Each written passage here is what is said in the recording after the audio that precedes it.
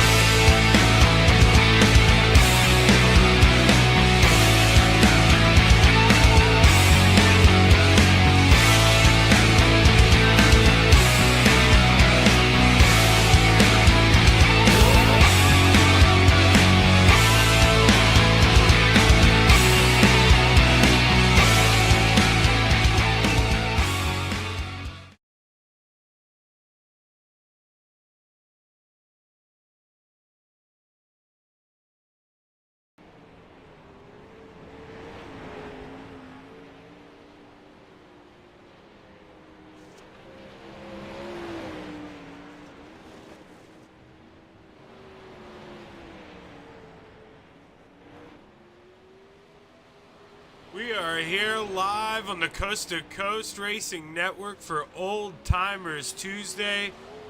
I'm Zach Chapman, part of Shaggy TV, and we are here for the first race of the evening here tonight at Lernerville Speedway. And man, this should be a good one. Got 10 fast 360s, and you're looking at probably my pick right there, that 79 Dean Reynolds. He had a very fast car last night, unfortunate. Caught up in an accident in front of him, and that squandered his chances of getting a podium here. But this guy has shown a lot of speed in these 360s, and I look for that to carry over. But man, another one you got to keep your eyes on here tonight. Terry Landis, he is bad fast at a track like this, and he likes the bottom feed. So if he can make sure some traction sticks around at the bottom of the track tonight, this guy in the 161, he is going to be a tough one to get around tonight.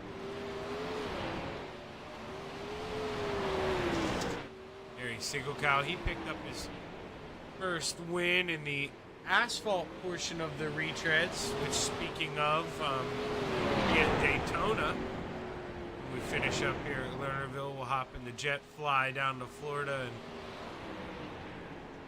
we're going to do a little dancing in the truck series tonight at Daytona. So make sure when this race is all said and done with, you stick around and watch all the racing here tonight on the Coast to Coast Racing Network. And none of this racing gets broadcast, and none of it happens without our awesome sponsors. And our farm management stepped up and sponsored Old Timers Tuesday here, so big shout out to Mauer Farm Management.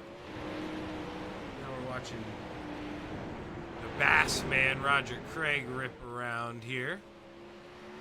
Let's see who else we got. It looks like we only got 3 guys on the track right now, Gary and Terry.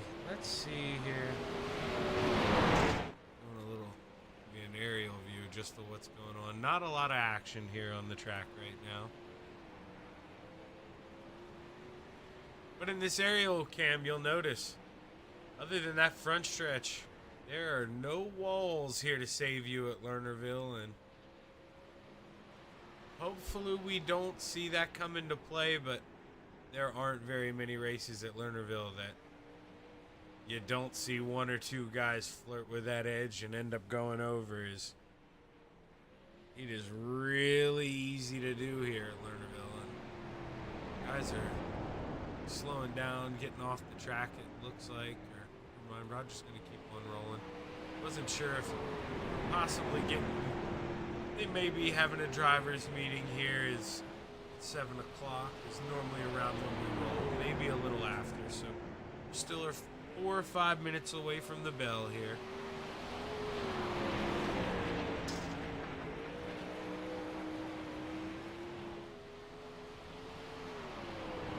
Let's see here though, maybe get a chance, see if we can't find somebody to come up and spend some time with us here. I don't see anybody else on the track to guarantee, so you know what? Maybe we're just gonna pull Roger up here. He probably won't mind, I wouldn't think. Hey Roger, Shaggy up here in the booth, man. You got a copy? Oh, as he ramps off of... What a ride there, Roger. What a ride.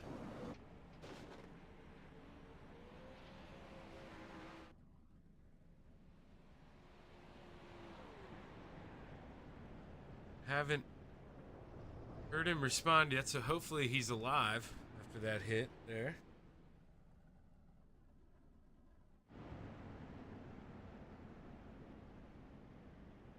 He may have Discord muted. I'm gonna move him back down here. See if maybe we'll talk to him here later throughout the night. Throw him back down in his team. Terry Landis out there just rolling the bottom. Let's pull him up here. Hey, Shaggy. Oh, wait. Oh, there he is. Hey, what's up, Roger? Not much, buddy. Just prepared to race against my own age group. Yeah, you know, we saw you launch it over the fence there in 3. You're going to have to pull out a backup car here now quick. But, man, I brought you up to talk about how much of a success and how much fun were the Knoxville Nationals this year. That was crazy and humbling. I think the 2 biggest takeaways from that was 96% of payouts went back to Steve King Foundation, and the 7 auctions you took part in one of those. Trying to remember who you bought the auction for, but yeah, 7 people. It was over $700 we raised doing that. So that was the differentiator. That and you know, the 96%. Like we actually had 100% last time, but I was hoping for maybe 50 this time or something. The guys are so generous, but you know, there was payouts as high as $310 that went back. So it was just awesome. Yeah, you know, and all that does. Marty and I were talking about it last night. How awesome is it to do that? But man, Roger, we put the pressure on ourselves now for next year. How do we top that? Well, that's exactly the issue. But what a great challenge to have, you know. Yeah, no, you're exactly right, man. That's a good problem to have, and you know, I'll let's send you back down here. Good luck tonight, and looking forward to see if you can't podium here at Lernerville tonight. My biggest issue is that, you know, I spent the last of my money on the charity event, and now I need my accelerator stuck. You saw that, and now I need a new car. Yeah, and then we know they're not cheap here. You have to go see if Dylan's got anything laying around you can pull out of the shop. I'd take Dylan's scraps any day of the week, that's for sure. Hey man, especially with the way he's been running. I saw what you've been posting. He's had a couple big wins this season. Oh, I think he's won 8 out of the 9 races at Ohsweken, and the competition at Ohsweken has really, like in the last 4 or 5 years, increased. Like the Americans came up for that mid-season, and they used to dominate, and they didn't. I mean, they're all great drivers that come up, so it'll be interesting to see the nationals at the end of the season and see what happens there as well. But yeah, he's been on fire. Yeah. Yep, definitely on a roll, and hopes to keep on a roll here, because he said at the end of the season, that's when it matters here. That's when it starts to pay. But good luck here tonight, Roger, man. We'll be rooting for you. Yeah, and thanks for everything you do for us, Shaggy. We really appreciate it. Of course, man. That's Roger Craig, the 747, and most of these times we've been watching Terry Landis. I just changed the camera from him. He was exploring off in turn 1 and 2. Not too sure exactly what he was doing, but and he was having some fun with some fans there. We do call him Smokey, so, and actually we're seeing John Rayner pull off to the same spot, so maybe Terry left something over there for him. I don't see any smoke over there, but I wouldn't be surprised if Terry left a present. As I do believe the checkered flag was in the air, and I think we're getting ready to roll into a heat number 1. Yes, we are, and well, heat number 1 gonna look like this. Starting on the pole, we've got the mayor, Steven Bixler, in the 75, and to his outside, Greg Boydell in the 014. Inside of row number 2, the 161, the Desert Demon, Terry Landis, and his outside, Dean Reynolds. Rounding out the field in heat race number 1 this evening, we've got the Bassman, Roger Craig. We talked to him earlier on. And to his outside in the 302, we've got John Rayner. Let's watch him pull up on the track here from the flag stand. It's the mayor, Steven Bixler. Looks to lead your field here with the green flag. And, Lernerville is so important, that front row starting spot. So, gonna have to do his best to get a good jump and take this lead right off the bat here. But Greg Boydell in that 014 is outside. He is gonna be hungry. So we're gonna go around one more time here.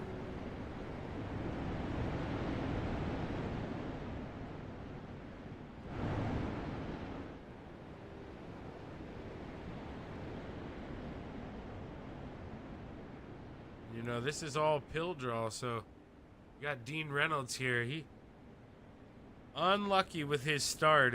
I think if they qualified, 79's got some pace, but he's gonna have some work to do here in heat race number 1. But the green flag is high and it's ready to fly at Lernerville Speedway. As Steven Bixler puts the hammer down and leads the field off into turn number 1. Desert Demon Terry Landis tucks in line right behind him. He's looking to make a move. He's going third to first in 1 lap, but he gets a little loose. Can Terry hang on? He does, but he's going to fall back to 4th for a moment, throw it right back in there, 3 wide for 2nd. Oh, Jeff Barker car. Greg Boydell comes up the hill, gets into Dean Reynolds. Greg Boydell goes off the edge, but Dean Reynolds able to carry on. Out front, the Desert Demon, Terry Landis, looks like he's on rails. Oh, Greg Boydell pulling back on the track. Right in front of your race leaders here is Terry Landis. Wants to get around him, but Dino putting the pressure on the mare for P2, and he's got it done. 2 to go this time by. Can the 79 get a run on the 161 and try to make a move here? White flag in the air, final time around. Big gap between second and first. Dino's just not going to be able to make up the room. You're seeing them all spaced out. Checkered flag in the air. Terry Landis, heat race number 1 winner, followed by Dean Reynolds, Steve Bixler, Roger Craig, John Rayner, and Greg Boydell.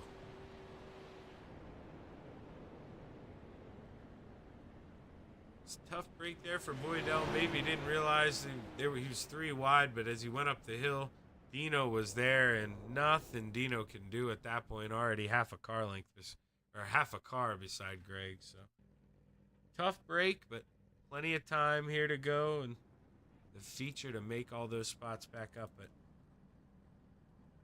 let's go ahead and let's take a look here at your starting grid for heat race number 3. Starting on the pole, we've got Pat Boyce in the 41 into his outside.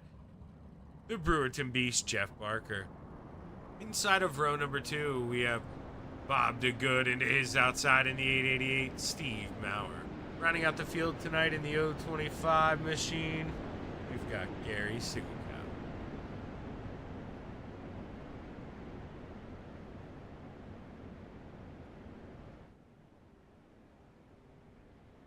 Should go around one more time here. I don't believe we'll be going green this time.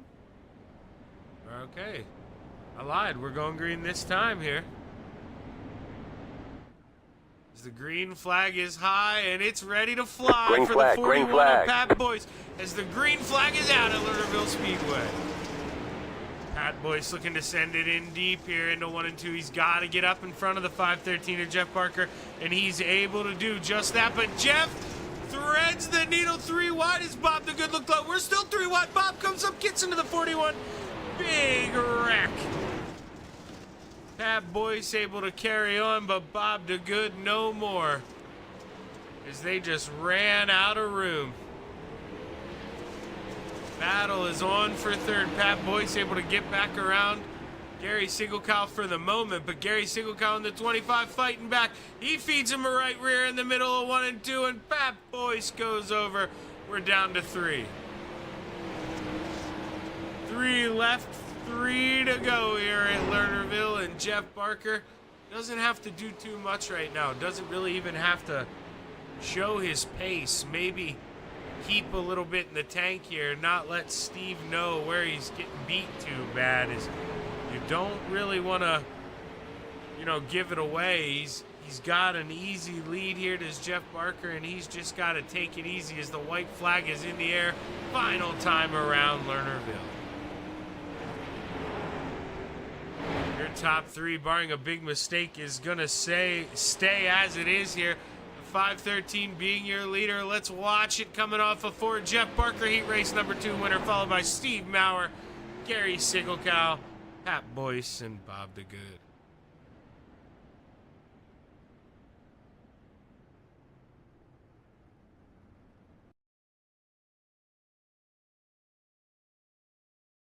We're going to take a quick break here on the Coast to Coast Racing Network. Stick around and we'll be right back.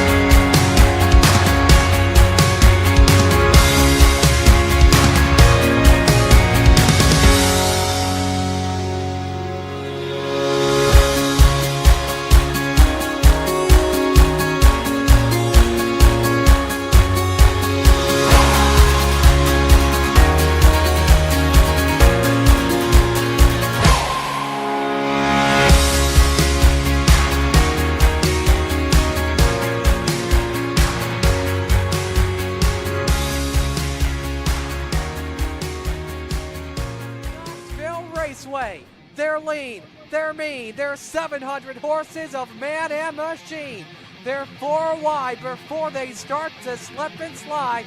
Here come the Extreme Speed TV Coast to Coast Racing League Sprint Cars in the Mike Westbrook Memorial Knoxville National. Where else would you rather be than right here, right now? Race, drive, green flag, showtime in Knoxville Nationals underway. The Coast to Coast Racing League, in partnership with the National Sprint Car Hall of Fame, Dillon Westbrook Racing, and Malcolm's Mills Mill Riding, are proud to present the 5th annual Mike Westbrook Memorial Knoxville Nationals for the Steve King Foundation. July 22nd to July 25th. 4 days of Knoxville action using the actual Knoxville National scoring system. Over $2,200 in payouts and prizes.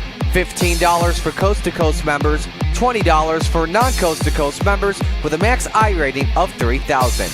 All proceeds go directly to the Steve King Foundation. Feel free to donate more. Open setup 360s with all races at the Knoxville Raceway.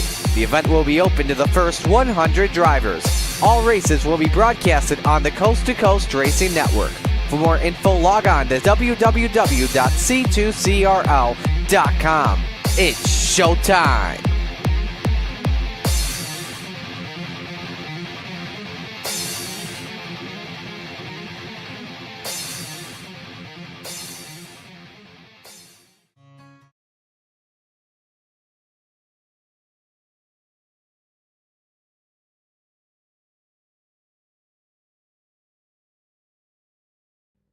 We are back.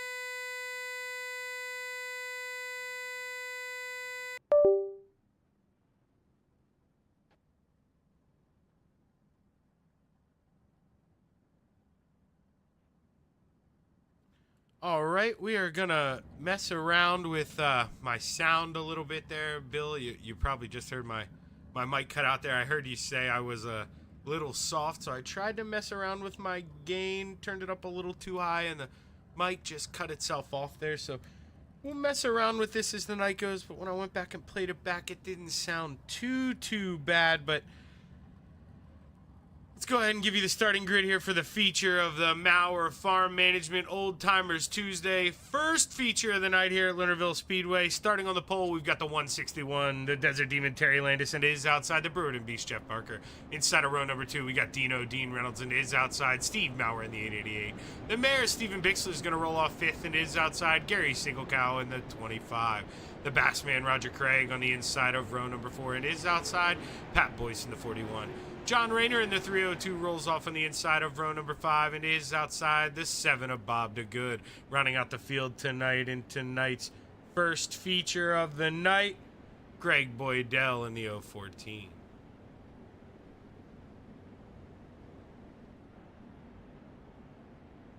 As hopefully the sound sounds a little better, let me know in the chat box. I'll try to keep an eye on it.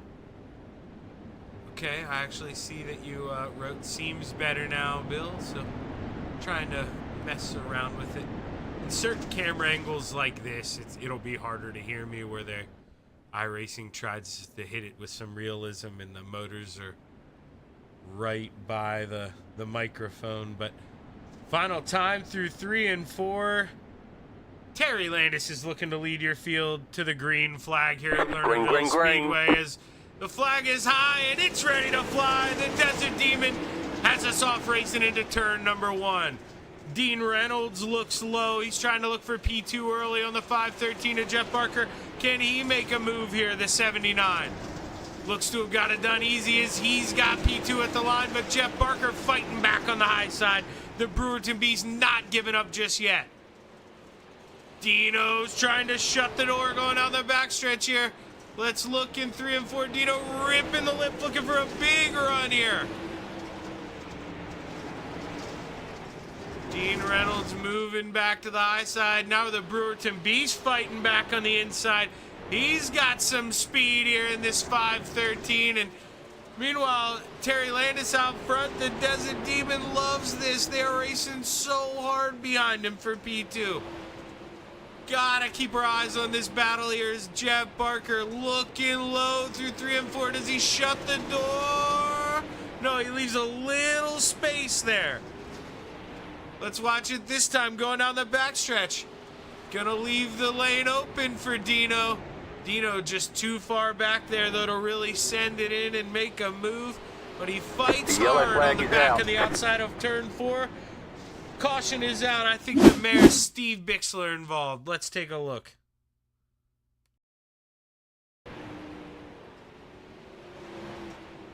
We're watching the 75 here. He's going to go high and... Oh, let's watch it here.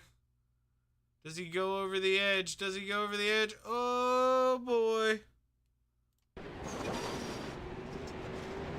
Oh, and then we end up getting a good view. He's got to stop. I mean, look, Pat Boyce is coming.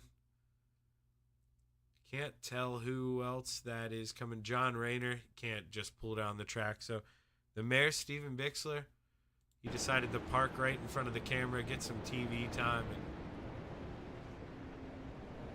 well, we'll be back green here before we know it. Terry Landis out front, able to set the pace. And this fits his style here. You know, he just needs a caution. He can get a good jump here on the restart. He extend this gap a little bit, and then Jeff Barker's got to go to work at trying to hunt him down, but he's got a lot of pressure from the 79 of Dean Reynolds, so he can't necessarily go to work on Terry Landis without having to play a little defense here.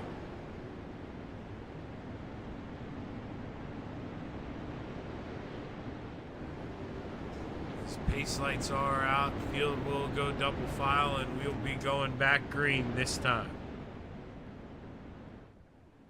Hang on, we're not going green. Not going green. Actually, you're hearing the little iRacing insider there from the spotter. I'm going to remember to turn him off one of these nights. We can add to the realism a little bit, but you get to hear iRacing there. They're going to pause this, make sure everybody gets back on the track here. Not sure if... I believe everybody or Bob DeGood right now is actually still in the pits. Oh, wait, no, he's not. There he is going around. Back on the lead lap, so we should be good to go this time, I'd imagine. It's the Desert Demon, Terry Landis. Looks to keep catfishing on the bottom. He's had a lot of speed here. Gonna have 19 to go when the green flag comes out. Terry Landis with a good jump on the bottom. Oh, Dino! Terry Landis, oh no, he's not going to be happy with that one, but Dean Reynolds, he's going to carry on, and P1 right now for the 79. Jeff Barker now looking under Dino here. He wants this race lead. He got a little sideways. The 014 of Greg Boydell had to check up. That was almost a big one here. New leader going down the backstretch, the 513 of Jeff Barker. Terry Landis, we're watching him climb the rung here. He's trying to work his way back up after that contact. We know he had a fast car, but was he fast enough to drive his way through the field? Terry Landis hunting down Pat Boyce right now, and Dean Reynolds trying to do the same with the 513 of Jeff Barker, but Jeff Barker so smooth right now on the bottom. Let's watch it up here from the call stand here for a lap or two. Just watch how smooth Barker is on the bottom, hitting his marks. You've got to think as long as the bottom stays, that's going to be really hard to pass, but only a little over halfway. That bottom could fade away from the 513. Long way to go. Caution, yellow flag. Oh, caution is out. Caution is out. You got to think Terry Landis in the 161. This is exactly what he needed here. Let's take a look and see if we can see what happened here. John Rayner, possibly.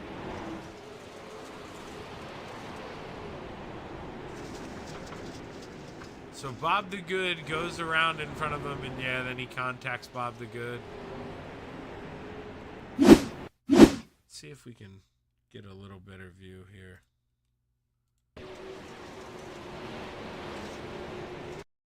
So Bob just tries to throw a slider on Steve Mauer, and, well, Steve's home. See him 360 around. Oh, almost pulled a wheelie while he was 360. Half. Oh, and then there's Roger Craig getting into him. Tough break for the Bass Man there. As Roger Craig did have to jump down pit road, but this guy right now, Terry Landis, you gotta think he wants to at least get up there and contend for that podium. He had a car that, you know, maybe could have won. Had some speed out front. Contact between him and the 79 allowed the 513 to get a big run on Dino the following lap and go right on by here. Right now, those lights will go off, but I have a feeling with Bob DeGood still in pit road, we're going to hear that iRacing spotter tell us we're not going Hang on, we're not going green. Not going green.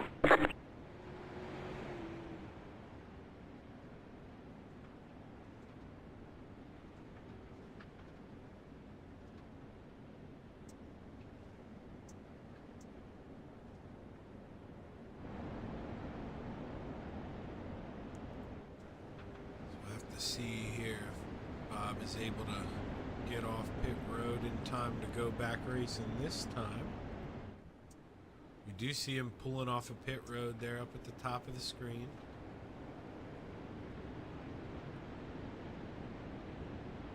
There he is, slotting back in line.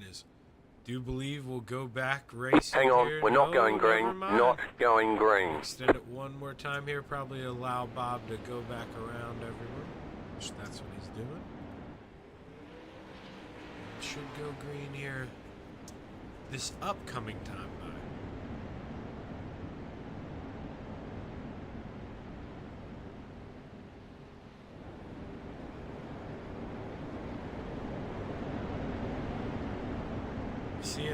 See all that slick area on the track. You're really starting to lose. Hang on, we're not going green. Not going green. So these guys, a lot of throttle control right now. You can't just hammer down this car and expect to have success. So it's gonna be a driver's track here these last 11 laps.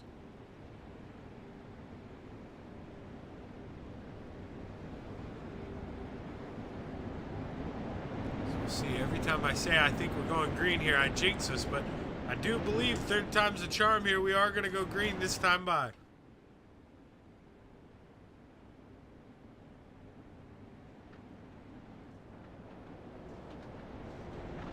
That's the giveaway there. Pace car is off. Green flag is high, and it's ready to fly for the 513 and Jeff Barker as he gets an excellent jump. Able to clear Dino, no problem here to start off the feature, or the restart here for the feature. Sorry, zoned out here. We saw Terry Landis, big move there, able to get around Greg Boydell. Greg Boydell gives him a little bump there in the middle of the corner. Terry Landis, oh! The yellow flag is out. Caution is out, caution is out. Slow down, fellas. Slow down, caution is out. John Rayner, possibly Bob DeGood involved as well. Let's see here. You're seeing both of them on your screen, so I do believe we had a Rayner DeGood cocktail.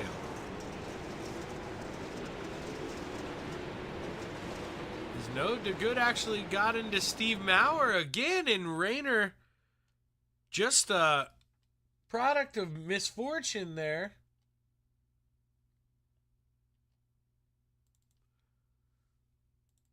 Let's go back here. Let's look at Bob DeGood. So he's able to get by the 302. So fairly well. Steve Mauer possibly came down a little bit that time. maybe didn't expect the 7 to get such a big run in 3 and 4, but Bob DeGood did a pretty good job of holding the zone there. But I imagine we're going to extend this a little bit here as John Rayner had to go down pit road, and he'll need a little bit of time to get back out on the track.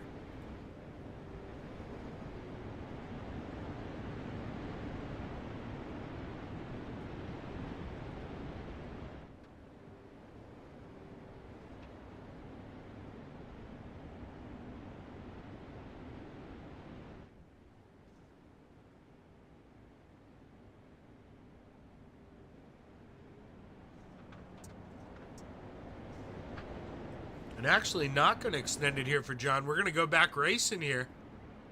The 513 to Jeff Barker. Green, green, With a green. good jump again over the 79 to Dean Reynolds. But this is what we got to watch here. Terry Landis. Does he look for a little payback on the 79? No, he's just going to look low. He's got a quick car right now. He's trying to go to the front. Terry Landis hugs the bottom and drives right back around that 79. And he's got 8 laps to go to work here on this 513 as he goes up and shuts the door. Look at that 79 The yellow rip the flag is high out. side in turn 4, but caution is out. Oh no, our leader was the accident. Or I mean, our guy in second place was in the accident there. Let's see if we can see what happened.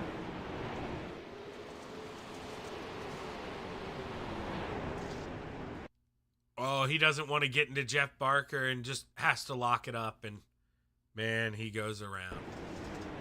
Tough break for Terry Landis as he's going to have to try to climb his way up through the field once again.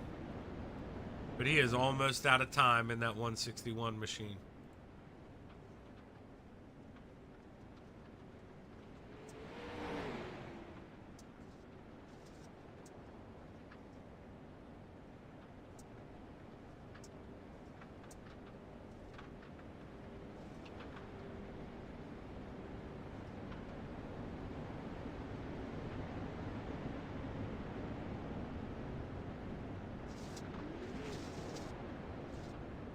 This is where, you know, if you're the leader, Jeff Barker, you're not exactly having the most fun here, but these restarts don't really stress you out because once again, you get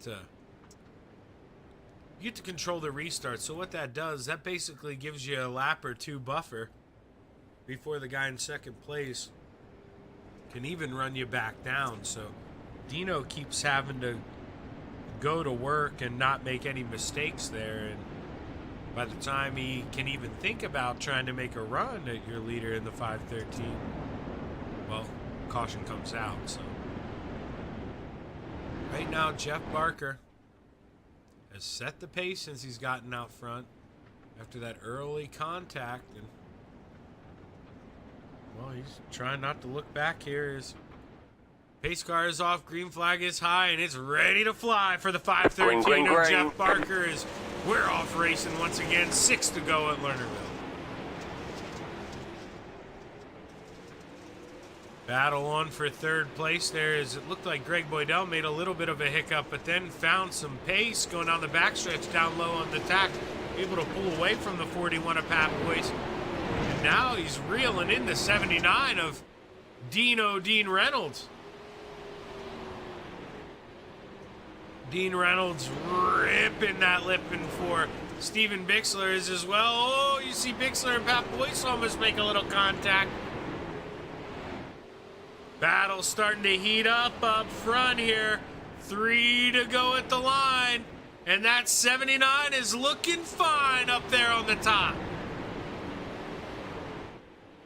Coming down the backstretch, they'll be side by side going through 4.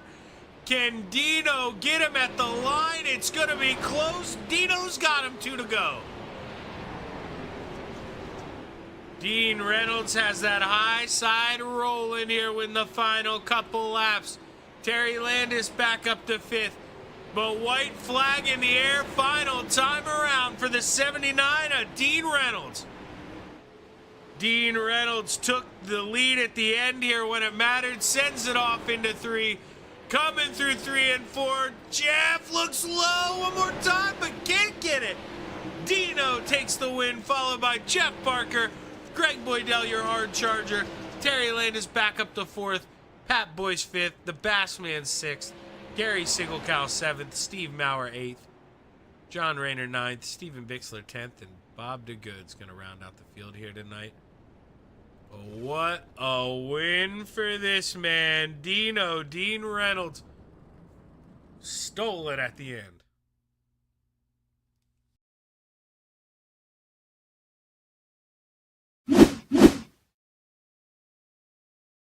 What a showing. You know, I talked about it. Dino needed a green flag run if he wanted any time to go get it. He got it. They had that 7 laps there at the end and proved enough time there for the 79 of Dean Reynolds. But let's let these guys catch their breath here for a quick second. And let's see if we can't find them in the Discord here.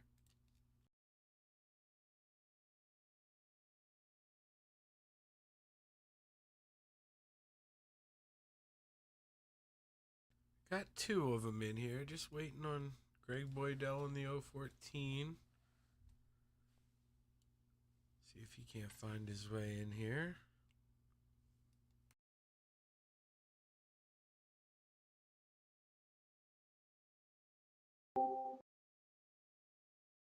Oh, and actually here he is. Greg Boydell in the 014, man. Hey, Shaggy up here. What's going on? Not much. How about you, Zach? Not too much, Greg. You know, pretty eventful race there. A lot of stuff going on around you. Did you think you had a shot at those front 2 guys, or just a little too hectic there battling for that final podium spot? I had some damage on the front end, so it wasn't steering exactly how it should be. But yeah, no, Jeff and Dean were strong. Yeah, you know, Jeff and Dean, they definitely had quick cars. But do you think now, you know, going into the asphalt, a little more your forte here at Daytona next, you think you got a good shot at winning that one? Daytona is a crapshoot. You just sort of hang on and hope you don't get shoved, I guess. It'll be fun. Yeah, definitely got to make sure you're at the right place at the right time. But, hey, Greg, hell of a job tonight, man, bringing home that final podium spot. Who you want to thank? I want to thank you and everybody at C2C and everyone that volunteered throughout the season, and especially for the charity event. That went well. So that's about it. Well, good job here, Greg. And, man, hopefully we're talking to you again later this evening. Yeah. That's Greg Boydell, your 3rd place finisher. And now we're going to bring up the man who finished P2. Jeff, you know, you got the lead when Dino and Terry were racing hard in front of you, and there for a while you had that pace on the bottom. Do you just think the bottom of the track went away there with a couple laps to go? No, I think I lost my rhythm and made a couple of mistakes, a couple laps in a row, got myself down by about 0.3 and couldn't get it all back. Yeah, you know, it's definitely tough to all driver error. Yeah, but in your defense, you know, it's tough to keep that rhythm with all those cautions. You know, Yeah. were you expecting, you know, that many cautions here tonight? After that long green flag run, I thought we were going to be okay, but then it went to poop. Yeah, So, yeah, not really. you know the old saying, right? Jeff, cautions breed cautions, and it's just sometimes one unfortunate mistake can lead to a bunch of other ones. And, well, you know, you had good pace up front, but just let it slip away from you there at the end. But hell of a job, Jeff. You got anybody you want to thank? Malcolm's Mills, Mill Riding, Coast to Coast Racing League, Shaggy TV, of course. And, yeah, that's good. Well, hell of a job tonight, Jeff. And, man, looking forward to doing another 24-hour with you, right? Or another 24-hour race with you, man. That was a hell of a lot of fun. All right, man. Thanks. That's Jeff Barker, your P2 finisher. And we'll bring up the man of the hour here, Dean Reynolds. I picked you to win this thing. Thanks for making me look like I know something here.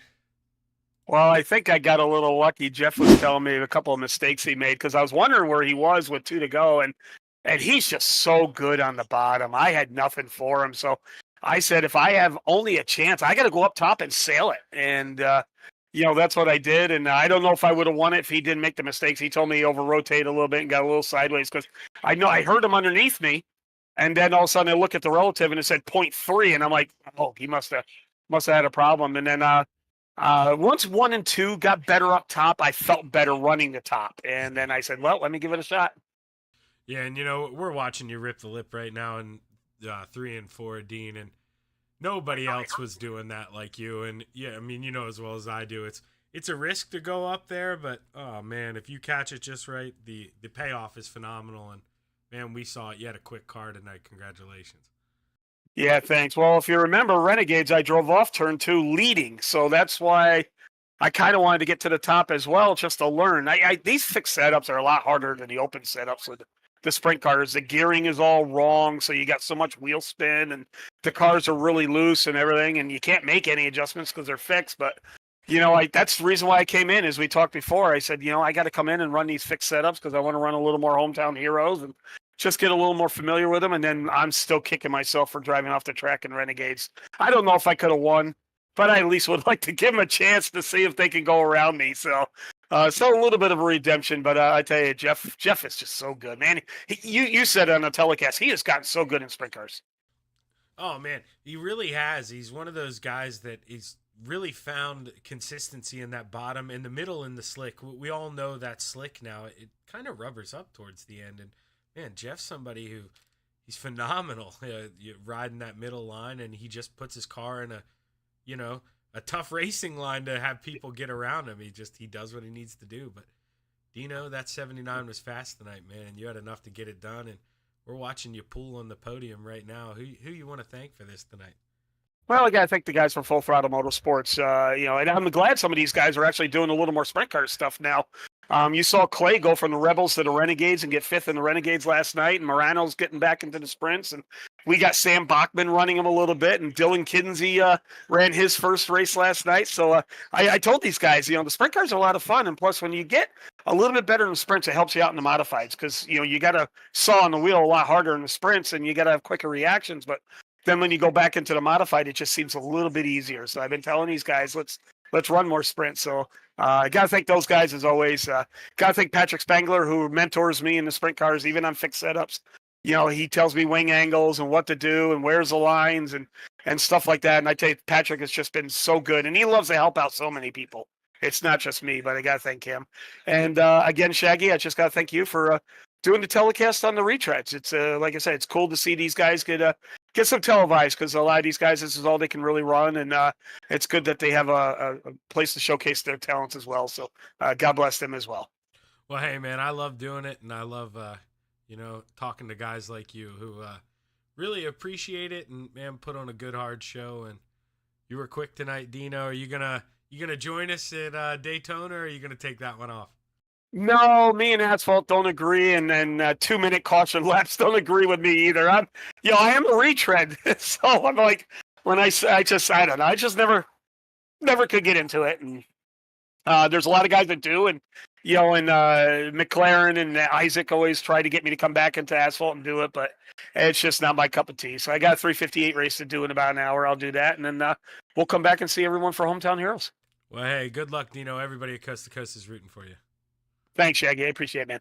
That's your feature winner tonight, Dean Reynolds. And we're going to take a real quick break here on the Coast to Coast Racing Network. Don't go anywhere. We'll be right back with more Truck Series racing action at Daytona. So stick around.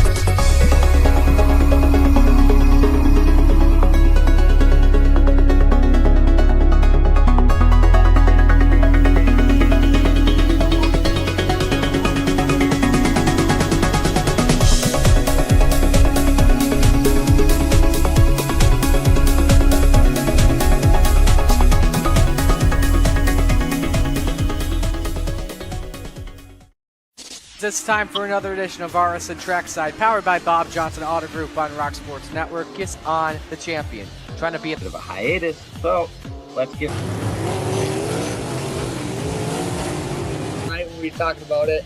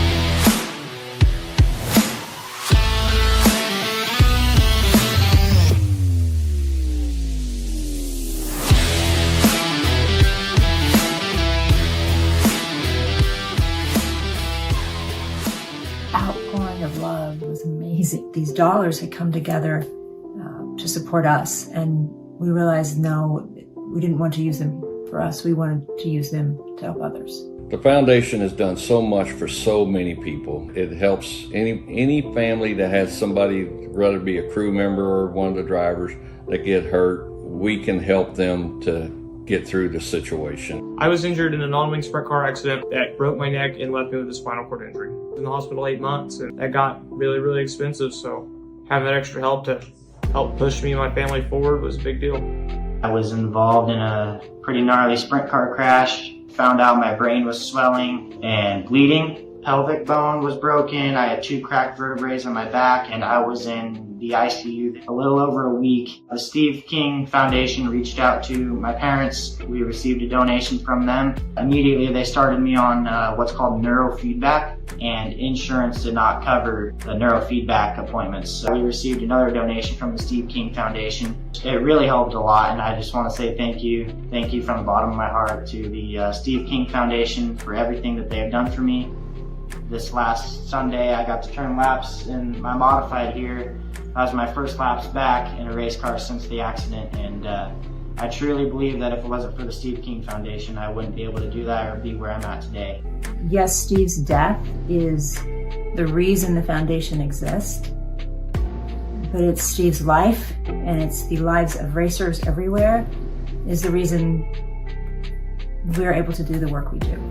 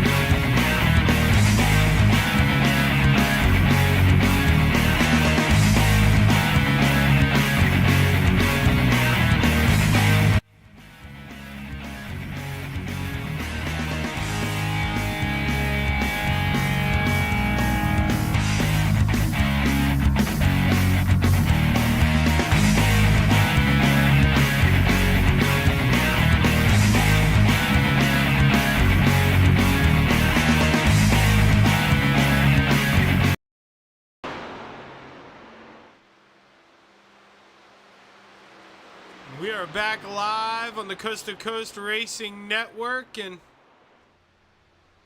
you see the fog's rolled in down here at Daytona. We're going to try to give you the best views we can, but man, some you're going to see as these guys fan out. A little foggy here tonight, so our blimp probably not, going to be our friend here tonight, that's for sure. But let's see if we can give you a beautiful view here of Daytona Super Speedway. And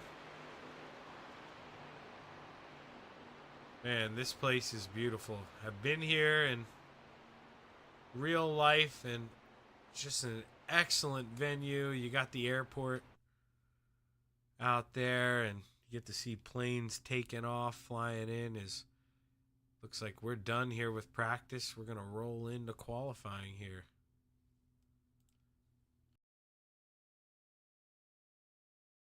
We'll see who the first car is off pit road and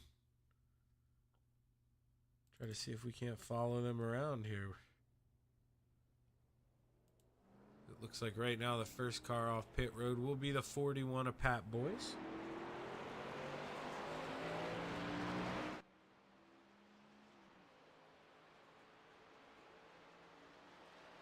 So let's watch him roll out off the apron here.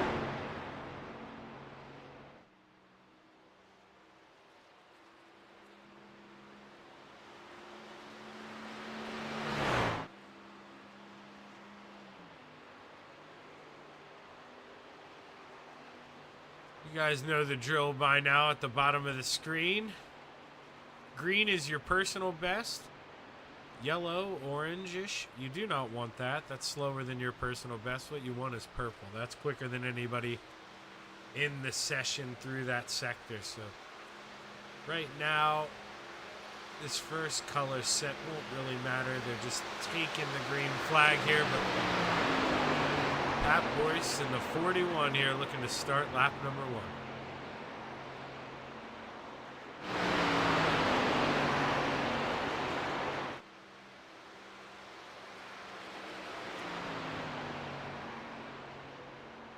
Pat Boyce just doing his best to just be smooth. That's what you want to do. Just hug that yellow line as close to it as you can. You don't really want to hug it going down the backstretch here, is you'll pinch yourself on corner entry. That'll slow you down a little bit. You want to roll up coming off of turn 2, but very smooth so far for the 41 of Pat Boyce. You did have purple in sector 1. You saw that, but someone else just took it away. We'll have to see who that is. Right now, Pat Boyce should complete lap number 1 first here. He does.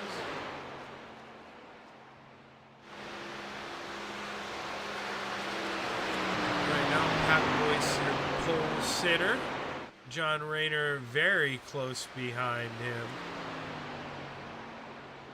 Greg Boydell, purple. He takes over P1, and right behind him, the Bassman, Roger Craig, P2. Let's watch Roger's second lap here.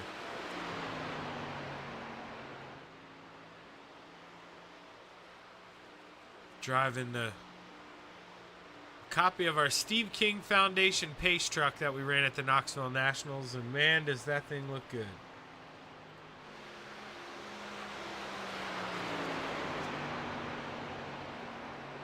Pat Boyce finishes lap number 2. You see there, he does not improve. Going to stay P4. Roger Craig, he was better through sector 1. You saw the green. Let's see if he improves his time. He doesn't. Slower in sector 2. Gary Siegelkow, actually, before we go to Tim Chapman. Let's watch Gary finish up. He's almost done lap number 2. This is his final time around. He is yellow, though. Doesn't look to be improving, and he's not going to. Let's see Tim Chapman here as he completes lap number 1. It's going to put him P7 right now. He's not going to be super happy with that.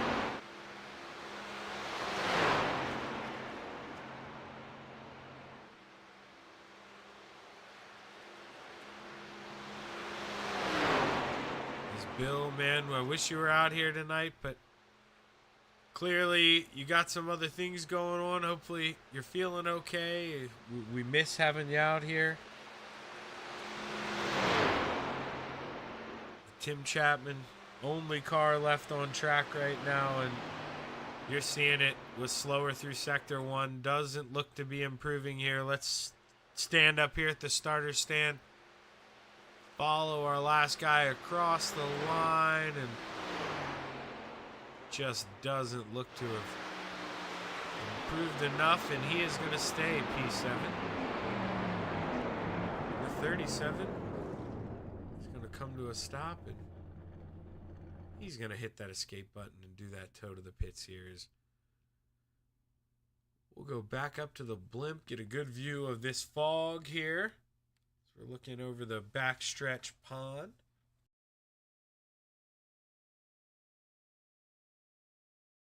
Behind us is that airport that I was mentioning earlier.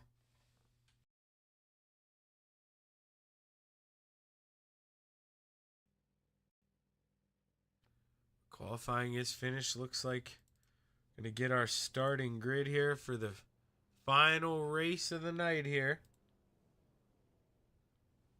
Starting on the pole, we've got the 014 of Greg Boydell and is outside, the 25 of Gary Siegelkow. Inside of row number 2, the 747, the Bassman, Roger Craig. And is outside, Pat Boyce. The Mayor, Stephen Bixler, starts P5. And it is outside in the 302 machine, we've got John Rayner. Tim Chapman rolls off on the inside of row number 4 and is outside in the 888. We've got Steve Maurer. Rounding out the field tonight in row number 5, we've got Terry Landis in the 161 and Shaker Gerderman in the 63.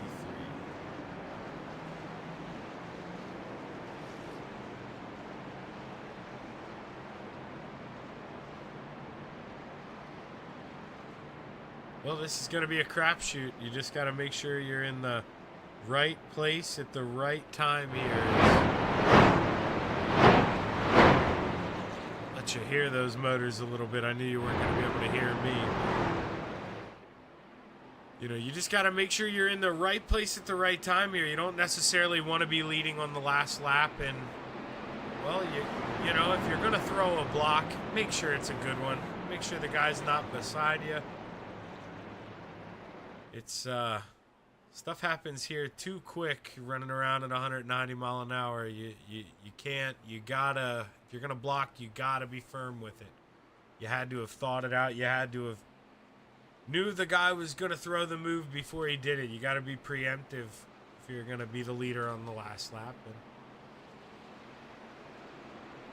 sometimes it's a lot easier to be that guy second or third in line coming to the white flag, because you get to watch the guy or the front two in front of you go at it, and you can just be there to pick it off. But we'll have to see here as we go through 3 and 4. Green flag should get ready to fly this time by here.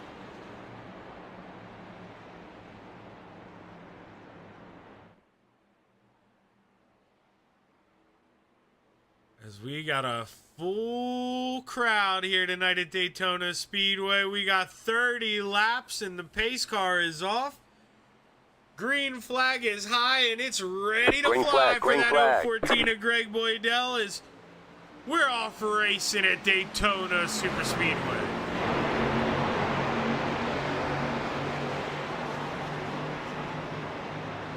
Greg Boydell's got help behind him in that 747 of Roger Craig. We know you're not going to do anything by yourself here at Daytona. You're going to need a friend to help you out. And right now, Roger Craig is Greg Boydell's friend here on the open lap.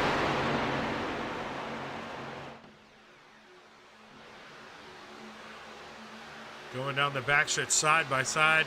Gary Siegelkow tries to suck some side draft, but to no avail. The bottom line is very quick right now as Roger floats up a little bit. Gary Siegelkow's got to be reactive.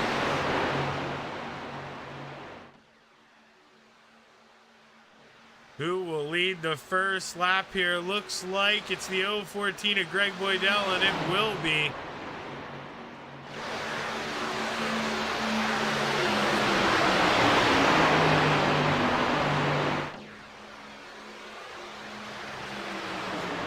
Sorry, whenever it's cutting to that camera angle, boy, it is so loud. You may have to get a little iRacing Insider here, and you may see me quiet that thing down, or I'm going to have to be quiet every time they come through there. But cars roaring down the backstretch side by side. We'll try to see if we can peek through the fog here and get a view of these 6 drivers, now 7, 8, 9, all 10 on screen here. You could throw them under a blanket.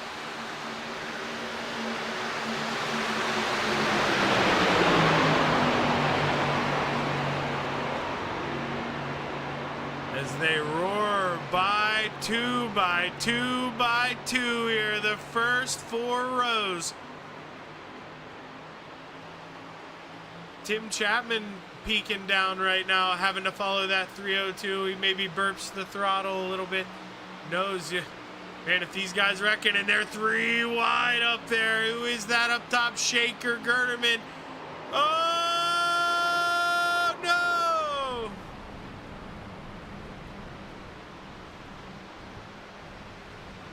No, caution is out. And oh man, that's really going to shake it up as now they throw the caution. Caution comes out. Not sure who was up front either when the caution came out as you're looking there side by side.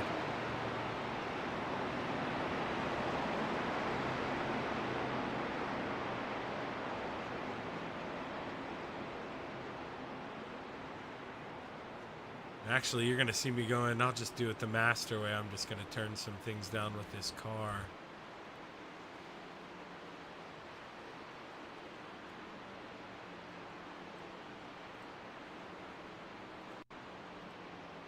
We'll see. Hopefully that quiets us down a little bit.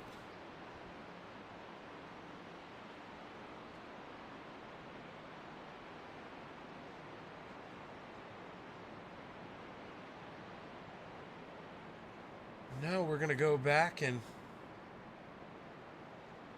well, we're just going to go see if we can see what happened here. It started, Shaker Gerderman makes a move on the outside, and it just kind of gets the field dicey a little bit. Let's see if we can find what happened from here. Pat Boyce, you see him float down low, bounces off of Roger once, twice, moves Roger up the track into Shaker, and Roger bounces down into Tim. From there, they pretty much hold on to it. That was a good job from everybody. The caution, that was enough to bring the caution here out at Daytona. And as it rightfully should bring out the caution. I mean, any little hiccup here at going this fast, we've all seen cautions be thrown here. So that is not a surprise.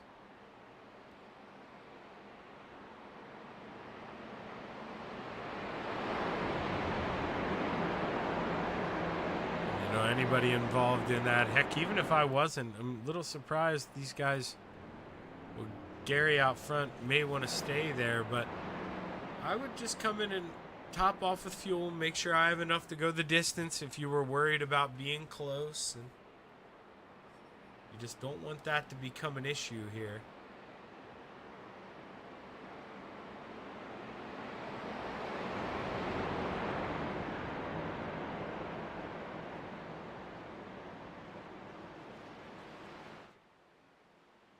And so early on and so few cars, it's not really... You're not really playing a position game right now. Pretty much just want to make sure you're set up to not run out at the end. But some of these guys, they're going to play the game here.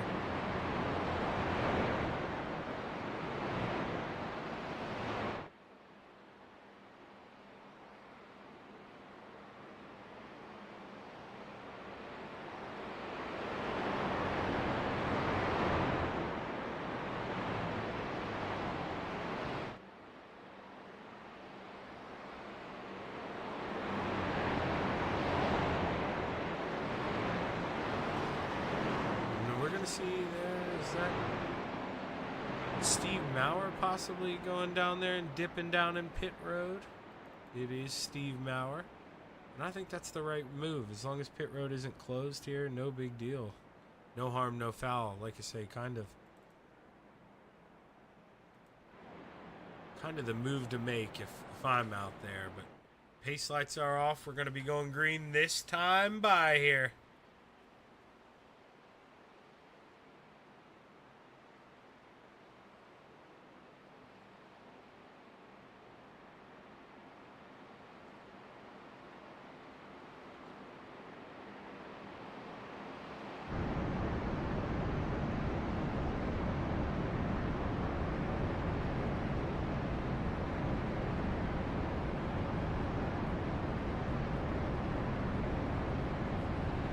Right now, riding around with the Desert Demon Terry Landis. He's gonna restart this thing fourth.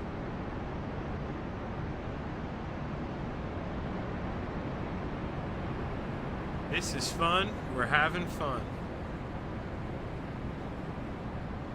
Wise words from the 014 of Greg Boydell. Let's see if we can get a little even better.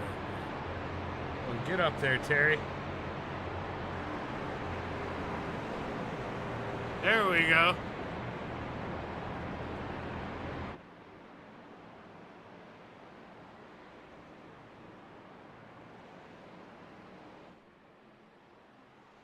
So we go through turns 3 and 4 for the final time under this set of caution. Should have 24 to green when we go back live.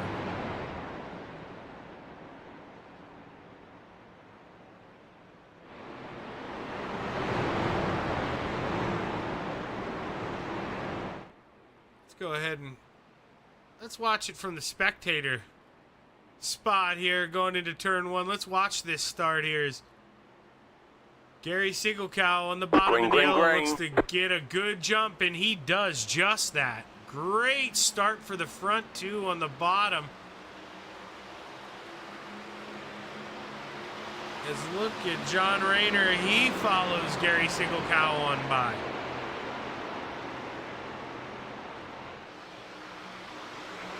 Right now, Greg Boydell, he is in no man's land, no help up there, so he needs a rodeo partner soon, or he's got to find a way to get down low, or he is in big trouble here, trying to use as much side draft as he can going down the backstretch, but man, here they come.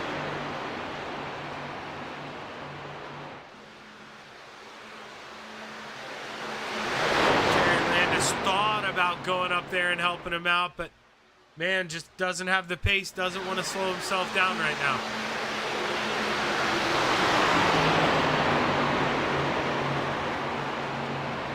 Guys jockeying around, and this is a recipe for disaster. Still over 20 to go. You see in the high line try to make a move. Tim Chapman behind the mare Stephen Bixler, who's behind the 014 of Greg Boydell.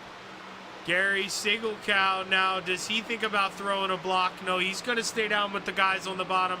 Advantage high side entering turn 3.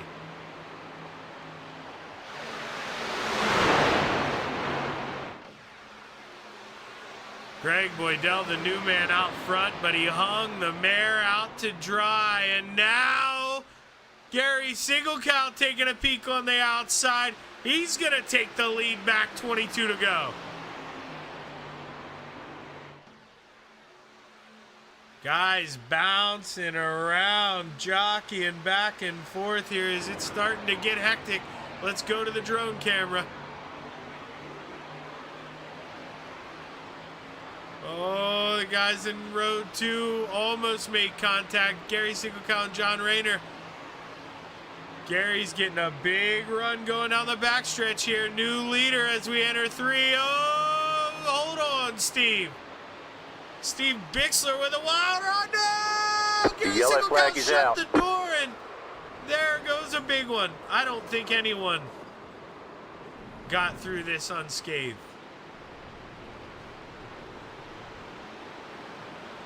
Is Tim Chapman involved?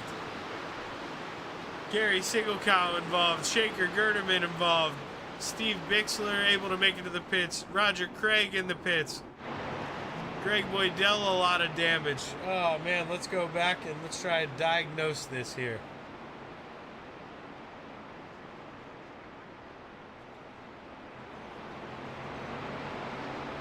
All right, we're gonna go to the Chapman Racing drone camera here. We're gonna see if we can't see what happened. Gary Sigelkow, I believe, cuts off Greg Boydell.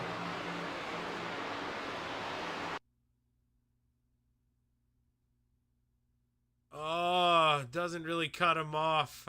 Man, barely cleared him, but just Greg wasn't lifting out of it. Still had to run on the bottom, and, you know, Maybe a little early to stay hammered down there, but nobody likes getting blocked going that fast. And, oh, he kept the throttle in it.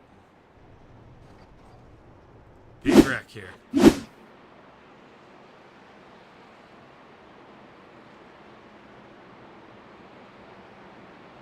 now, I believe the only person who actually had to tow was Steven Bixler, and they will be able to give him a wave around to get him back on the lead lap. All these other guys are going to come in and pit.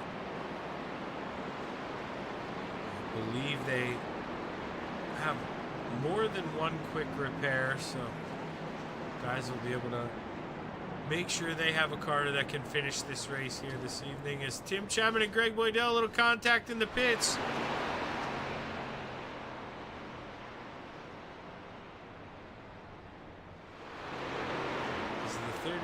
You see there, he's in trouble getting to his pit box. He had a car to his left and made contact with Greg Boydell. I'll tell you who doesn't care though, Terry Landis out front. He may have been the only person to get through that completely unscathed, and he's going to inherit the lead because of it.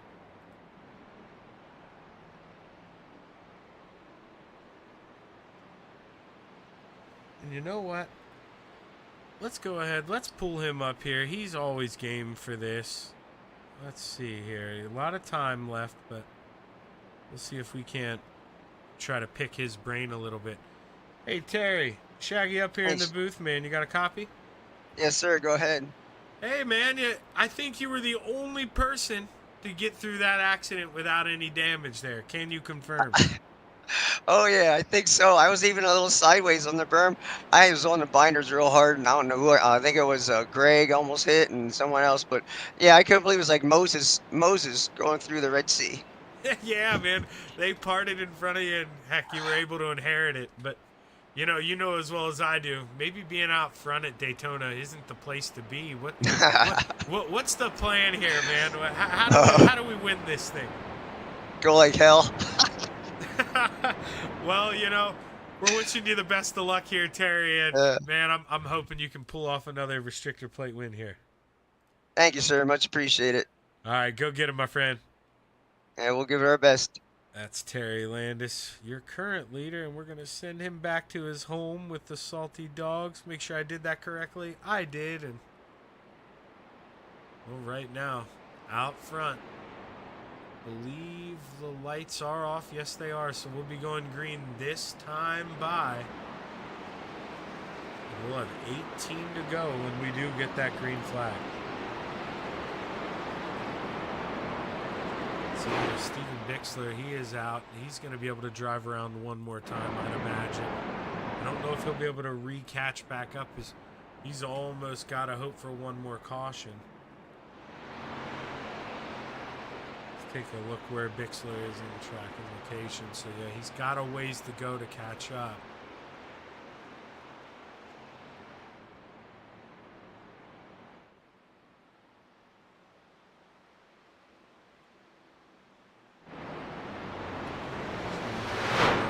He is going to go around, and if he keeps up this pace, he may be able to get him. For the sheer fact of he'll be going around at full speed, and even when those guys restart here, he'll already be running, about 160, 170 mile an hour. So shouldn't be too much of a problem. And in hindsight, should catch right on up. Let's see what kind of he is going. 171, 172 about. So. Go back to these guys up front here. They're in the middle of 3 and 4.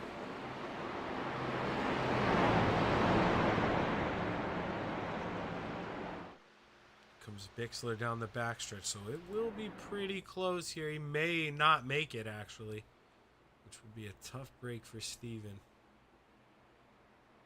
But the green flag is ready to fly here at Daytona. As soon as Terry Landis gets on that accelerator, here we go. The green flag drops, and racing is back underway here. 18 to go at Daytona.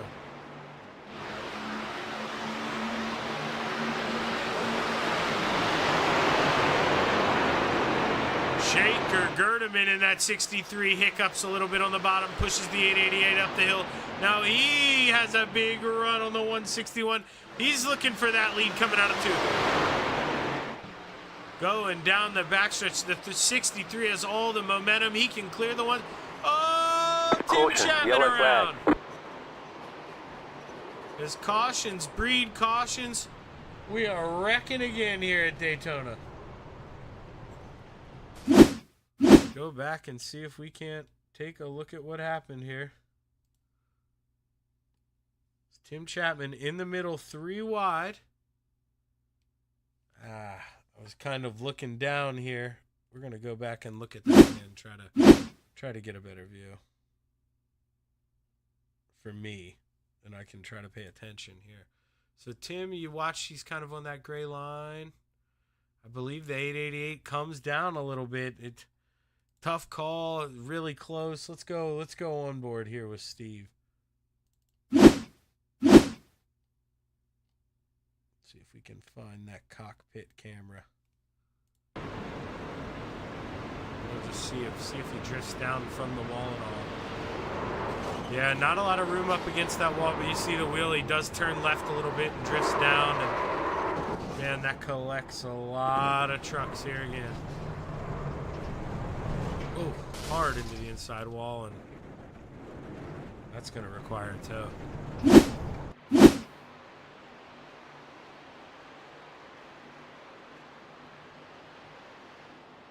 Shaker Gerdeman, your new leader up front in that 63. By the time we get the green flag, we'll be at the halfway point.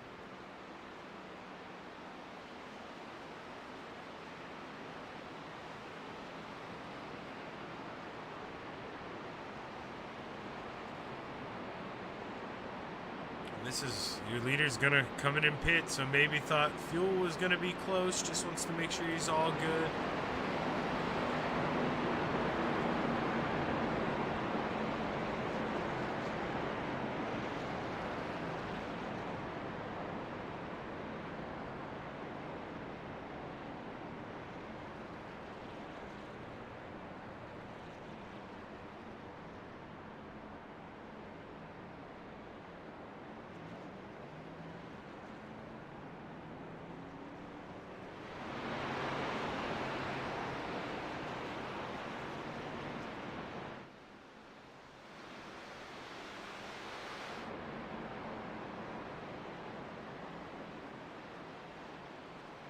Desert Demon Terry Landis inherits the lead again after Shaker's pit stop, and well, this time by we're gonna get the cross flags halfway, and we should get the one to go green at the same time here. So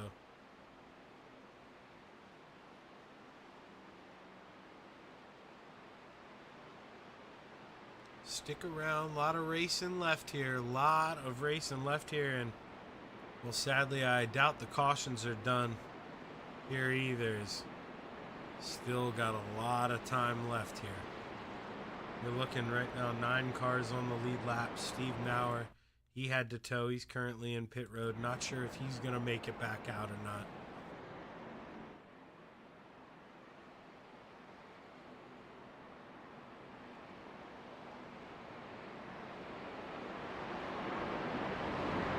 Steven Bixler, though, with that caution, able to tighten back up with the field, and not only tighten back up, move up to 4th after, or I mean, who is that? John Rayner, I believe, actually, in the Salty Dog Machine. I thought that was, no, that is Steve Bixler. Sorry, my eyes messing with me here. Yeah, Steve Bixler up to 4th place.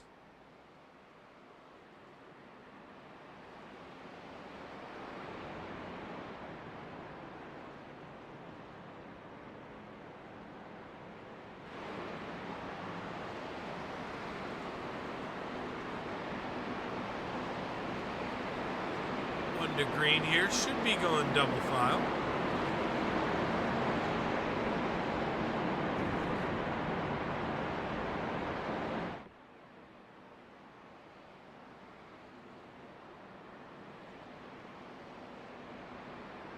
Dan McLaren out there rooting for Gary Sigelcow.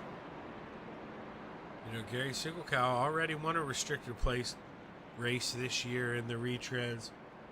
Would not be surprising to find that 25 car in the right spot at the right time here and try to get himself another one.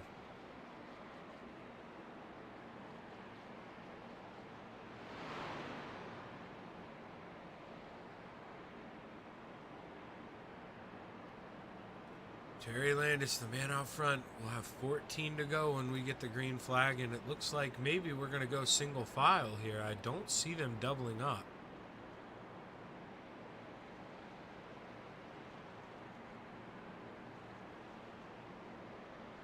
Which is honestly bigger disadvantage for the leader, Terry Landis, is now if a guy gets a run on you, they hang back. They don't have anybody to fight with on the outside. They can just go right around you. If you're Terry Landis, you want that row on the outside of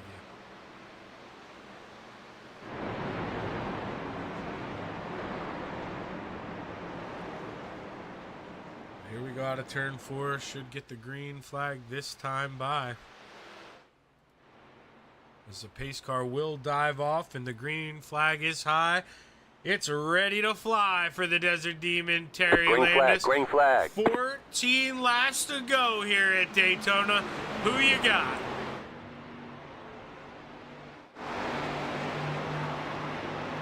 Here comes Pat Boyce in that 41. Is he going to maybe tuck out a line here with this run he's going to have? Try to make a move, or is he just going to sit still and take his time here? Once we get to the backstretch, if you've got to run, you've got to pull it out here because, look, the 014 of Greg Boydell, he's not going to be patient. Now he goes back down. He throws a block on the 302 of John Rayner. The field has to check up.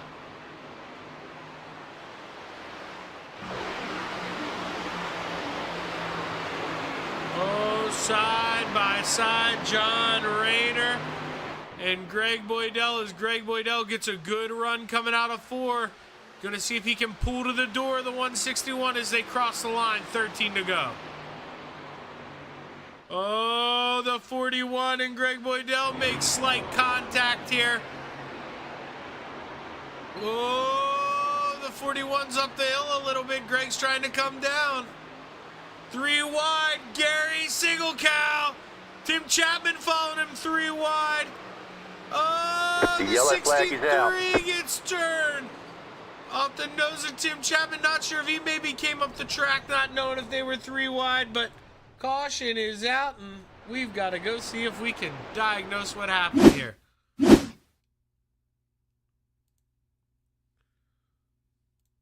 Let's see here if we can get a view, a little better view. Oh, no, that was the previous caution because I never caught back up. So, my apologies, my apologies. I'm going to find the correct one here.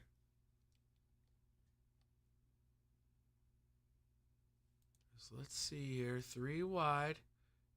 Oh, 63 comes up as the 37 comes down. That's a racing deal, but neither of them will probably be super happy with each other until they get a chance to look at this and realize that, yeah, you know, Tim maybe got a little loose too. Tim may have came down more than he intended. But yeah, that's a tough one. Roger Craig then gets involved and should have around 9 to go here whenever we get the green again, possibly 10.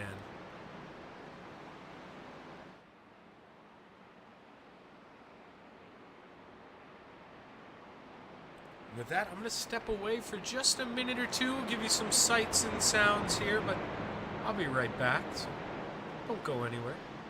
Let us know who you're rooting for in the chat box. Hit that like, hit that subscribe button. Then you won't miss any race in action here on the Coast to Coast Racing Network.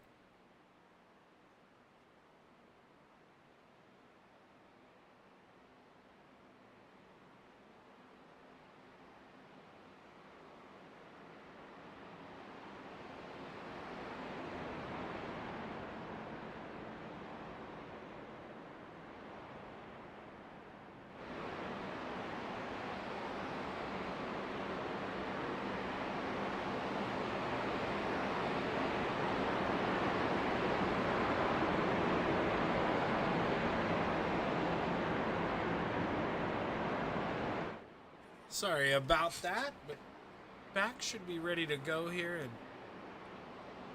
well, you've been getting some views around Daytona of this 161 pace in the field.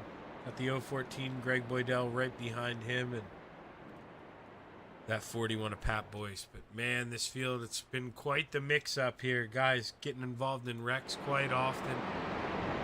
Field shakes up almost as soon as it starts here because one small bump ends up eliminating half the field, and they got to go down and try to repair here. So guys are running out of time here, especially with the caution still. Actually, literally run out of time. So need some green flag runs, and guys need to stay patient and try to work their way through the field without causing a wreck, or they're going to have to stay right where they are.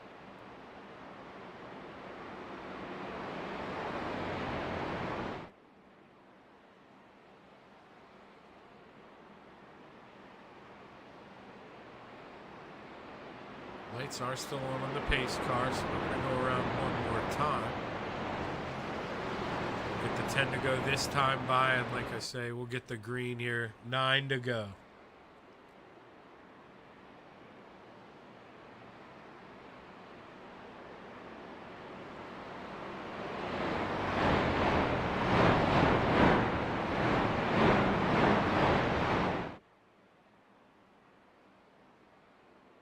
Once again, we'll have to see if this is going to be another single file restart. If it is, it's not what Terry Landis wants, and they are going to stay single file here, I believe.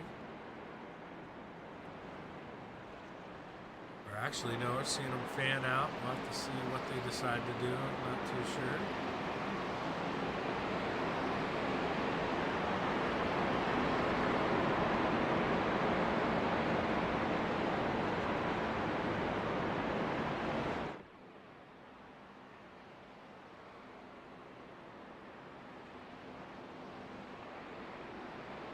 Gary Singelkow, you saw him shoot through the middle 3 wide like a rocket.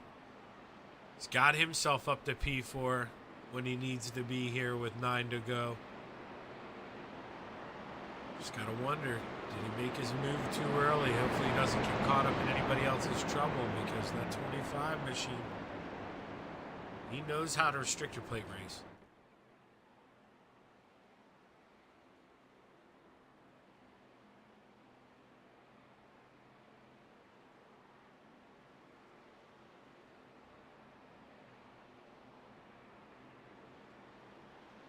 Like I say, we'll be getting 9 to go here when the green flag flies. We want to be optimistic. We want to say that's probably going to finish under green here, run with a long green flag run. But man, these guys, they're going to be feisty. I'm not sure if we're done yet.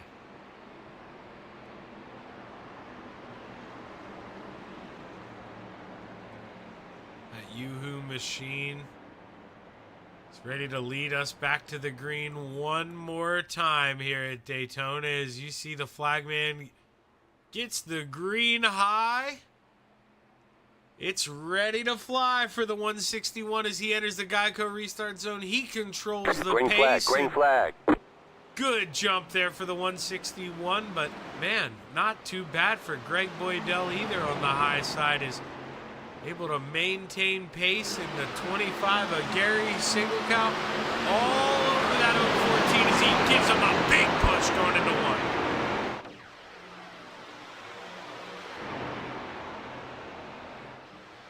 Greg Boydell, he's way up there, maybe a little bit too high. Wants to come down and suck a little bit of side draft, but now the 41's going to come up as the 25 goes down. That was a close call going down the backstretch. Oh, contact between Terry Landis and the 25. No arm, no foul. They both keep rolling, but Terry Landis may have to change his shorts after that one. What a save for the 161 as he gets run down the hill by the leader, Greg Boydell. And, well, they both go around, and that's what I was talking about. Oh, man. You know, we were just getting 8 to go there, and oh, that's a pretty aggressive block. It's Go back and take a look and see if we can see what happened here. We're gonna follow Terry Landis. Let's go over top here. Big run, big run. Oh, did he come up and get into him? That may have opened our eyes to something different that I didn't see here. Let's see. So we're watching it slow motion. This is the... No, I mean, Terry did what he had to do. He held his line and chopped down, tried to save it when he came back up. Got the 014 and, well, big one from there. Greg with not a lot of damage, but I'm sure he'll come in and get it looked at and get it repaired anyway here.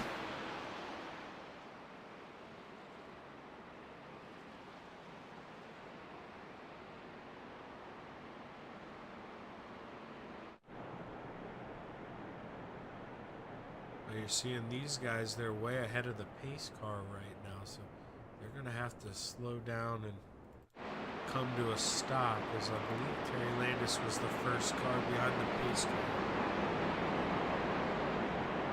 We're seeing that leaderboard about a 20-second interval, so those guys got a ways to wait here.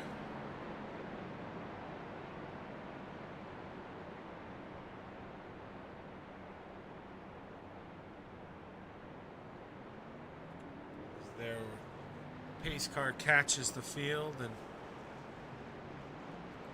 Gary Siegelkow should still be your leader.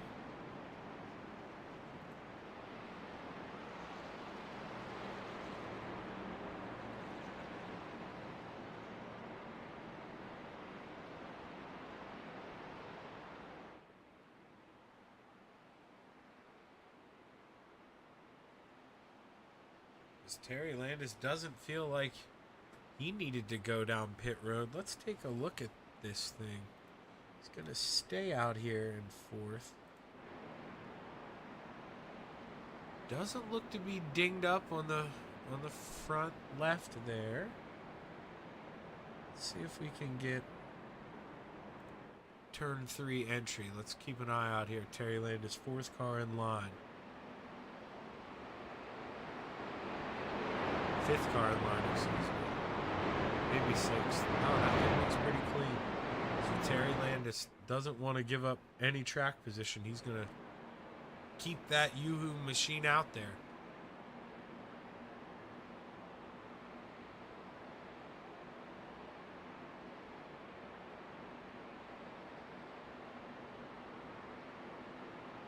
If you're Gary Siegelkow, you just got to hope that you've made a friend out of that 41, because these single file restarts, you don't want to get a big jump on that guy in front of you or get that big draft and pull on you. You just got to hope that Pat is content with second and wants to stay glued to him here until the end. And, you know, maybe at the end, all teammates, you know, they're gone on the last lap, but you got to make sure you survive to that white flag lap and be up at the front. That way you can make a move. You know, guys right now, Roger Craig on back. We got Roger, Steve, Bixler, Greg Boydell, Tim Chapman. That's gonna be tough.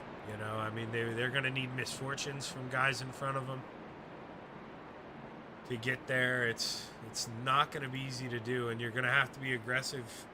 Probably force it 3 wide, and when you do, you gotta hope you're not involved in another caution. We'll have 5 to go here when we get the green flag.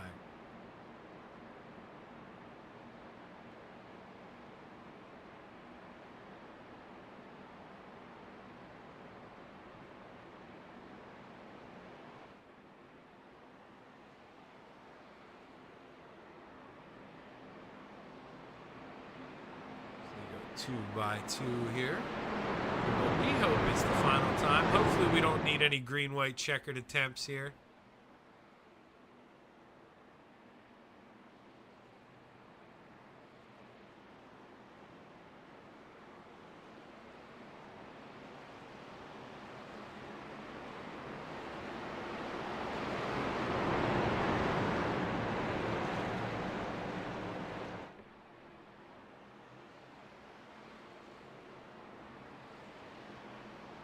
Gary Sigelkow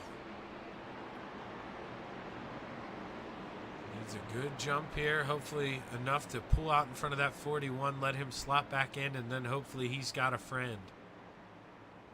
It is going to be a long final 5 laps here at Daytona. Don't hold your breath. Who do you got here? Is the green flag is high? It's ready to fly. Green, green, green. 5 to go at Daytona International Speedway. Let's go racing.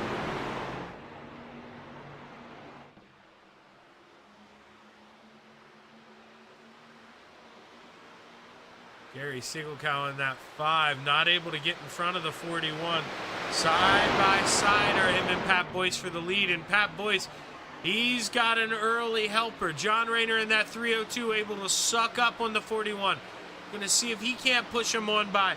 Look at this run on the outside from the 63 of Shaker Gerdeman. Where did he come from? John Rayner kisses the wall, jumbles up the field a little bit. Shaker Gerdeman moves down low. We're going to be 4 to go as we hit the line this time by. Gary Sigelkow looks to the high side. Doesn't get any help just yet. But here comes the 63 to the rescue. Shaker Gerdeman trying to push that 25 to the front. Cars bouncing all around. Roger Craig was down on the apron there for a second. Tim Chapman able to get around him on the high side. Let's go back up front. Coming out of turn 2, 2 by 2 by 2 by 2 here. Oh, the whole field side by side, one mistake, and we're going to wad up a lot of cars, and well... Caution, yellow flag. We saw that coming. Oh, hang on to her, fellas. Shaker Gerdeman around. Oh, man. Go back and see if we can break down what happened. As Pat Boyce, it just looks like, comes up over the 25. Not sure if he was helped by Terry Landis or not. Let's go. Let's see what we can do here. Let's see. So maybe got a little bump from Terry right then and there. We're going to go back to the... Follow this around for half a lap here. We got nothing better to do.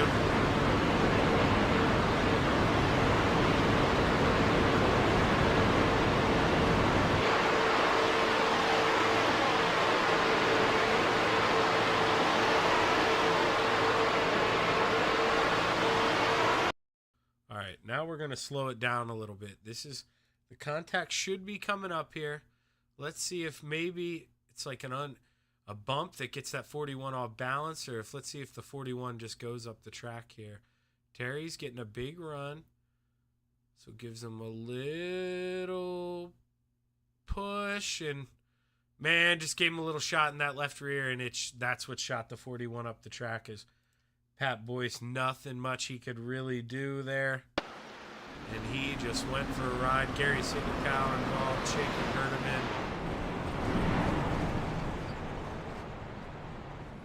Believe is Terry able to make it? Terry made it back to the pits easily. Pat Boyce still rolling. So. All good. Everybody on the lead lap here, but oh, while we were reviewing that, I believe maybe the race ran out of time. While we were looking at that, may have had a time thing. Is we're seeing the results pop up here.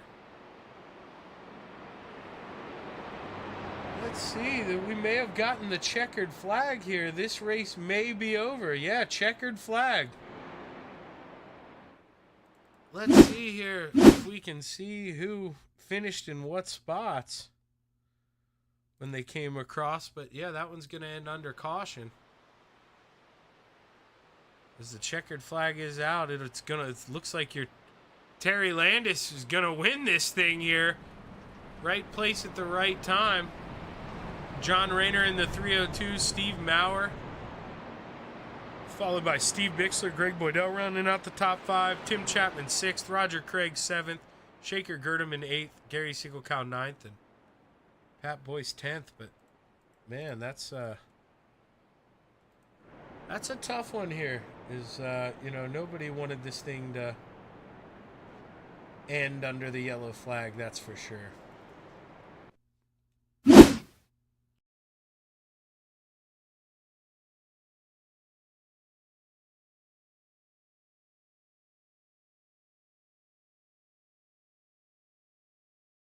We're going to have to see if we can give these guys a minute or two to work their way on up to the booth here.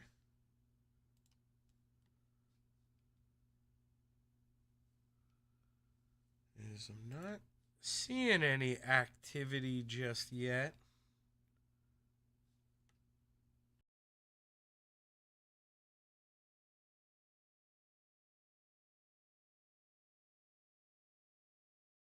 As you know, with the way that ended, some guys may not know how they finished or where they finished, to be perfectly honest with you.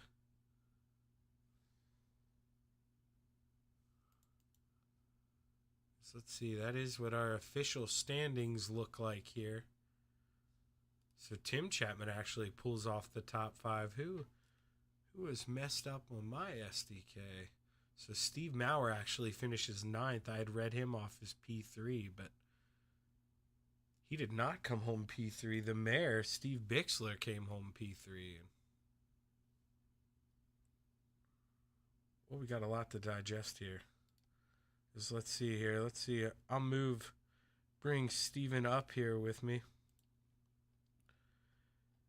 Hey, Steven, did I look at this right? Did you get P3 there? I don't know how, Shaggy. I tell you what, that was a crazy finish there. I just, they're wrecking and whatever happened. So I can't explain it. I just know I shot across the grass.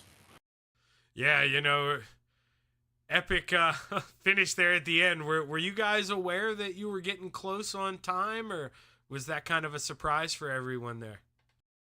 Well, Roger said before this last caution, he says we're getting close on time here. So, like I said, I don't know if green, white, checkered was turned on or not, but like I said, we didn't have a chance to really race it out to find out. I think it timed out. Well, hey, man, you're able to park that 888 on the podium here for the final race of the Maurer Farm Management Old Timers Tuesday. That's got to feel good, Steve. Well, anytime you're on the podium and I get to talk to you, Shaggy, it's a good day. That's the way I look at it. So, but we just go out, we have a lot of fun. That's what it's really about. We have fun, and we can be competitive in this, I guess. That's the way to look at it. Hey, man, we're watching you here. You're about to avoid this wreck by going through the grass. And, Steve, that was the third place move here. Wow, what a drift here as you're going through the bottom of 3 and 4. Hell of a job hanging on to that, man. Exciting finish to the race. Who you want to thank? Well, I got to thank Maurer Farm Management. They're the league sponsor and a sponsor of mine. So I got to thank Steve Maurer from Maurer Farm Management. And, of course, the Salty Dogs, and you for putting on the broadcast, Shaggy. Appreciate you stepping up and doing this. Well, hey, hell of a job tonight, Steve. Looking forward to a lot more of these, my man. All right, Shaggy, thanks. That's Steve Bixler, your third place finisher. And now we're going to bring up your P2 finisher, John Rayner. Yes, sir. John, man, did that ending catch you by surprise? Or, we heard Steven say that you guys did get a warning that you guys were getting close on time, but did you think you were going to get one more shot at it? I was thinking that. Yes, I was. Well, but at the end of the day, it was nice to be in the top 3.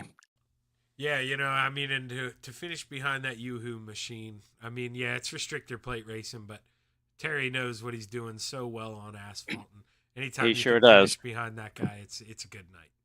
Yeah, I'm happy with that finish for sure. Yeah, it was a lot of, as you're saying, a lot of close racing, and when you're running that tight always causes some incidents happening during the race, unfortunately. But what do you do? I know you like to stay close to these guys down the straightaway just to get in the draft and get a little bit more speed. So I think we were all trying to do that. But yeah, it was a lot of fun. I enjoyed it. Yeah, you know, a lot of those accidents were exactly as you described. You got to pull down and get that side draft a little bit, and man, sometimes you do it the same time as the guy in the lane above you, and that's just a recipe for Oh disaster. then you knock each other and off you go. Yeah, but But that's the type of racing it is. no kidding, man. And you know, we watched that final accident, able to survive, manage, get home P2. It's got to feel good, John. Who you want to thank? Yeah, no, I'd like to certainly thank our Mauer Farm Management for putting these races on, the Salty Dogs Racing Team, Coast to Coast Racing League, of course, where without them none of this would happen, and certainly Shaggy TV for putting these broadcasts on. That's really good, yeah. So I really appreciate that. Hey, well, I appreciate that, John, and man, able to put the U.S. and Canada on the podium tonight, right in that middle step where it belongs. So, hell of a Isn't that job. nice, eh? Thank Yeah. you. Yeah, appreciate it. Thank you very much. Great job yourself. That's your P2 finisher, John Rayner. And now we're going to bring up the man who, you know, we asked what he thought he needed to do to win, and it was apparently go through the grass and survive another accident. Terry, what an exciting race. Oh my gosh, yeah, it was crazy, wasn't it? Yeah, man. You know, when you guys had to know you were getting close there, I heard Roger, you know, shoot you guys the buzz. Hey, we're getting close on time. And did you think when that caution came out, you know, that you were out of time, that you had it locked up, or did you think we were going to have one more restart? Oh, I don't know.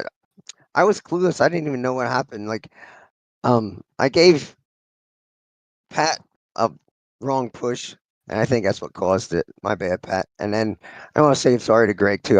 I was watching Gary out the side of my car, and I swerved a little too much, and then came back and hit Greg and took him out. I didn't mean to do that. I'm sorry, Greg. But other than that, it was a great fun race. Yeah, you know, I mean, stuff like that's going to happen.